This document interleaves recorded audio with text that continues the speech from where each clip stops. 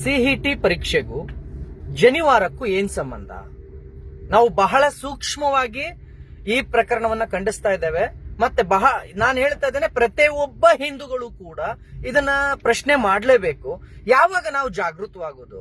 ಹಿಂದೂ ಸಮಾಜ ತನ್ನ ಹಿಂದೂ ಧಾರ್ಮಿಕ ಭಾವನೆಗೆ ಧಕ್ಕೆ ಆದಾಗ ಪ್ರಶ್ನೆ ಮಾಡೋದಕ್ಕೆ ಯಾಕೆ ಮೀನಾಮೇಷವನ್ನ ಎಣಿಸುತ್ತೆ? ಯಾರ ಭಯಕ್ಕೆ ನಾವು ಈಗ ಹೆದರಿ ಕೂರ್ಬೇಕು?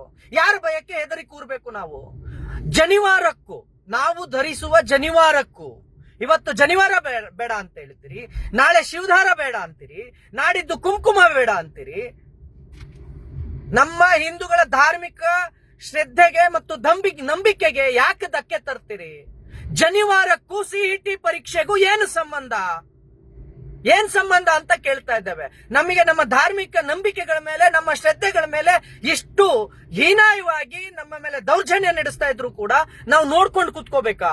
ಜನಿವಾರವನ್ನ ಕತ್ತರಿಸಿ ಕಸದ ಬುಟ್ಟಿಗೆ ಹಾಕಿದ್ದಾರೆ ಅಂತ ಅಂದ್ರೆ, ಸ್ನೇಹಿತರೆ, ಇವತ್ತು ತೀರ್ಥಹಳ್ಳಿಯಲ್ಲಿ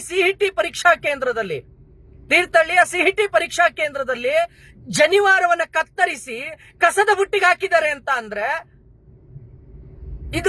ಈ ಪ್ರಕರಣವನ್ನು ನಾವು ಇನ್ನೆಷ್ಟು ನಾವು ನೋಡ್ತಾನೆ ಬರ್ತಾ ಇದ್ದೀನಿ. ತಾಳಿ ತಗ್ಸೋದು, ಕಾಲುಂಗ್ರ ತಗ್ಸೋದು, ಕೈ ಬಳೆಗಳನ್ನ ತಗ್ಸೋದು, ಎಲ್ಲಿಗೆ ಬರ್ತಾ ಇದೆ ಸಮಾಜ? ಈ ಸರ್ಕಾರ ಯಾವುದೋ ಜಾತ್ಯತೀತದ ಸೋಗಿನಲ್ಲಿ ಹಿಂದೂಗಳ ಧಾರ್ಮಿಕ ಭಾವನೆಗೆ ನೀವು ಧಕ್ಕೆನೆ ತರ್ತೀರಿ ಅನ್ನೋದಾದ್ರೆ, ನಾವು ಹೇಳ್ತಾ ಇದ್ದೇವೆ, ಇದಕ್ಕೆ ಇಡೀ ರಾಜ್ಯಾದ್ಯಂತವಾಗಿ ಬಹಳ ದೊಡ್ಡ ಮಟ್ಟದಲ್ಲಿ ಉಗ್ರವಾಗಿ ಇದರ ವಿರುದ್ಧ ಹೋರಾಟ ಮಾಡಬೇಕಾಗಿ ಬರುತ್ತೆ. ಏನ್ ಮಾಡ್ತಾ ಇದ್ದೀರಿ? ಏನ್ ಅನ್ಕೊಂಡಿದ್ದೀರಿ ನೀವು? ನಾಳೆ ಇದರ ವಿರುದ್ಧ ಶಿವಮೊಗ್ಗದಲ್ಲಿ ಪ್ರತಿಭಟನೆ ಇದೆ. ಆದ್ರೆ ನಾನು ಹೇಳ್ತಾ ಇದ್ದೇನೆ, ಇದು ಕೇವಲ ಶಿವಮೊಗ್ಗ ಅಥವಾ ತೀರ್ಥಹಳ್ಳಿ ಪ್ರಕರಣ ಅಲ್ಲ. ಪ್ರತಿ ಸಿಇಟಿ ಕೇಂದ್ರಗಳಲ್ಲೂ ಈ ರೀತಿ ಆದ್ರೆ, ಜನಿವಾರ ಧರಿಸಿದ್ರೆ ಜನಿವಾರಕ್ಕೂ ಸಿಇಟಿ ಎಕ್ಸಾಮ್ಗೂ ಏನ್ರಿ ಸಂಬಂಧ? ಅಧಿಕಾರಿಗಳೇ, ತಾಳಿಗೂ ಸಿಇಟಿ ಎಕ್ಸಾಮ್ಗೂ ಏನ್ ಸಂಬಂಧ? ನಾಚಿಕೆ ಆಗಬೇಕು ನಿಮಗೆ.